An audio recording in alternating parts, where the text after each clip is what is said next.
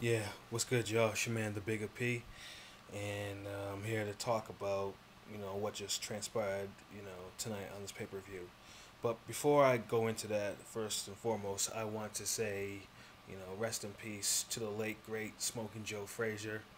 Um, you know, as a kid, when I first discovered about Muhammad Ali, as he used to talk about his fights with Joe Frazier, and I watched the fights all the time, particularly the Thrill in Manila, which is what I think is the greatest heavyweight title fight of all time. Nothing will ever top that fight to me. At least anytime, not any fight anytime soon. So yeah, the tribute and everything was touching. And boxing could use some more Joe Fraziers, particularly in the lackluster heavyweight division. But that's for another time, for another topic. So yes, let's get into this pay per view. The first fight, I believe, was what? Hold on. Yeah, so it was Cruz and Burgos. You know, that was it was a little great fight. Starting not a bad way to start off the pay per view. Little low blows here and there. Good little entertaining scrap. Nothing really stood out. Nothing was really spectacular. But like I said, it served its purpose. To get get the energy started. Second fight, however, to me, was the fight of the night. Prescott and Alvarado. That was a good, hard hitting fight. Prescott looked like a killer in the first half of the fight. At least up to round five. Where he bloody Alvarado's nose, mouth opened up the cut and everything. But then after that, as he's done in his other fights, he's just faded. And going into that 10th round, but he was still up on cards. All he had to do was just literally just box, stick and move. And for whatever reason, he decided to trade when he's dead tired, his mouth is open, and gets stopped. If I actually bet on that fight, I would have been pissed at that. You know, but regardless, I can't knock Alvarado did what he had to do, and he won. So props to him on that fight. The third fight, the last on the card fight, Bradley versus Casamayor. Now, Casamayor is getting up there in age, so one would think that first of all, why would Bradley be finding somebody like him on a pay per view? On a pay per view like this, I personally thought he was a big fool to turn down that payday, to face Khan in England, which would have given him, a huge payday compared to what he probably made tonight. But anyways, regardless in this fight, Bradley looked like he looked terrible. Casa, looked like he was giving him some trouble. Um, Although Bradley, yes, he did score a good knockdown. He punched him right in the stomach and he went down. Good body shot. The second knockdown, however, was nonsense. It was BS. He just literally pushed him with his forearm down. But even then, one would, I would have expected Bradley to at least, blow Casemiro out of the water, and he really did. Casa was actually giving him problems. He looked like absolute shit. Pardon my language. um, I'm not the biggest fan of Bradley's style. I think his style is a little bit amateurish for me. I mean, he's a hard worker. I know he puts in work in the gym and everything like that. But he's boxing wise. He gets by. You know, he definitely gets by on most of his talent. I mean, he doesn't hit hard. His defense isn't necessarily that great.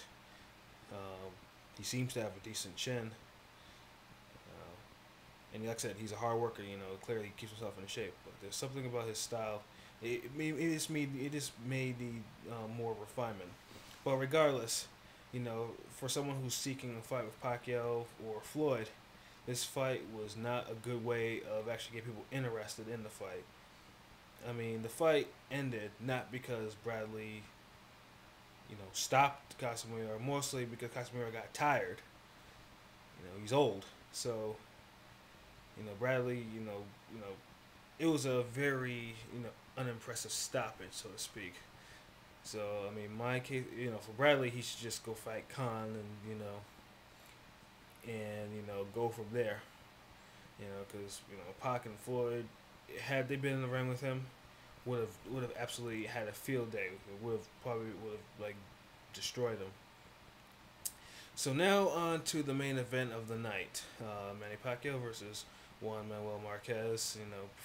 Prior to the fight, I saw the videos, and Marquez, damn near looked like a beast. I thought it was an issue for him to go up to welter again after, the one time that he did. Floyd, literally beat him from, opening bell to the final bell, soundly. Yeah, this Marquez was like a beast. He was trained, and Pacquiao's the same thing. His usual rip conditioning. So I'm expecting, okay, they're gonna go to war. Well, they didn't really go to war. It was a boxing match, which I can appreciate. But the story of the fight was Marquez counterpunching, creating angles, feints, literally just having his way of Pacquiao. And I'm a Pacquiao fan. I support Pacquiao, but Pacquiao, well, first half he was lost, and then second half he was just throwing punches and not hitting. So I'm thinking, at the final bell, that Marquez won it because my scorecard was 9-3.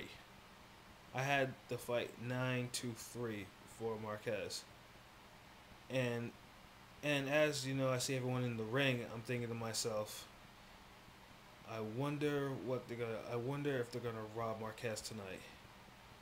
And then I heard the first score was a draw.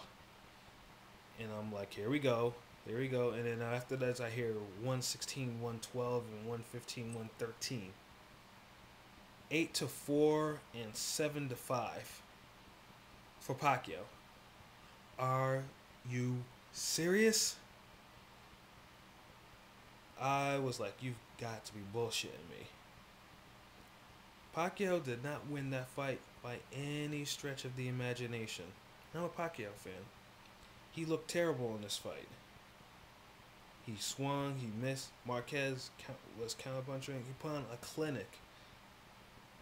An absolute clinic. And of course, Pacquiao at the end of the interview, at his interview, was talking about that he was clear that he won the fight, which got small little laughter out of me. But it's decisions like this in boxing that just absolutely irritate me. Marquez fought near flawless and just got robbed. Now, why did he get robbed?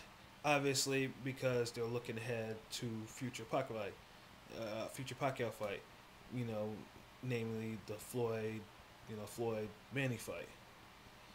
And Marquez winning would have thrown a serious wrench into that fight, and messing up a lot of people's money. Not to mention, the gambling money in casinos and online betting and all types of stuff.